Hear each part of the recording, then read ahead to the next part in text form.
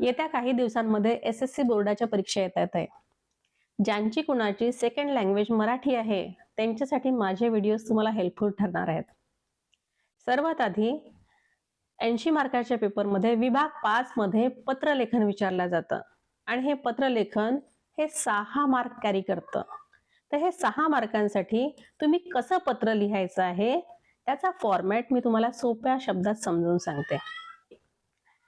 सर्वात आधी तुम्हाला मराठीचा पत्राचा फॉर्मॅट कसा असतो, कारण या फॉर्मॅटला मार्क्स असतात आणि तो जर तुम्ही व्यवस्थित लिहिला तर तुम्हाला 6 पैकी 5 मार्क्स आरामात मिळू शकतात. सर्वात आधी तुम्हाला पत्र सुरू करताना तुमच्या हाताच्या डाव्या बाजूला म्हणजे लेफ्ट हँड साइड पासून सुरुवात करायची आहे. तिथे तुम्हाला मार्जिन सोडायची नाही, गॅप सोडायची नाही. मेल फॉर्मॅट मध्ये हे पत्र असणार आहे, ईमेल फॉर्मॅट मध्ये. तर तुम्हाला सगळ्यात आधी दिनांक लिहायचा आहे. दिनांक टाकल्यानंतर एक लाईन लीव्ह करायची आहे.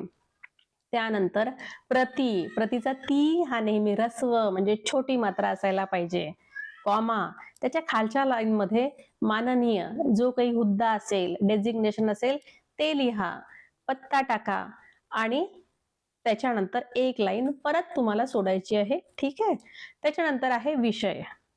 आपण विनाकारण पत्र लिहित नाही, त्याच्यामुळे विषय हा सोपा आणि सुटसुटीत असायला पाहिजे, जो एका लाईन मध्येच यायला पाहिजे.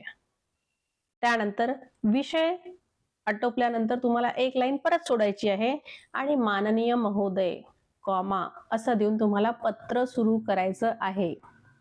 त्याच्यानंतर जी पत्राची बॉडी आहे ती तुम्हाला लिहायची आहे. लास्ट मध्ये तसदीबद्दल क्षमस्व हा शब्द वापरा. कळावे हा एक छोटा शब्द वापरा. याने तुमचं पत्र हे कॅची दिसणार आहे. तुम्हाला पत्राचं पूर्ण नॉलेज आहे असं समोर जो कोणी परीक्षक असेल, जो कोणी तुमचा पेपर चेक करणार आहे त्याला कळणार आहे. त्याच्यामुळे कळावे हा शब्दही वापरा. त्यानंतर परत एक लाईन सोडा. त्यानंतर स्वतःचं पूर्ण नाव, स्वतःचं नाव लिहू नका. कदाचित तुम्हाला प्रश्नामध्ये नाव दिलेलं असेल, नसेल दिलं तर काल्पनिक नाव वापरा आणि पत्ता टाका.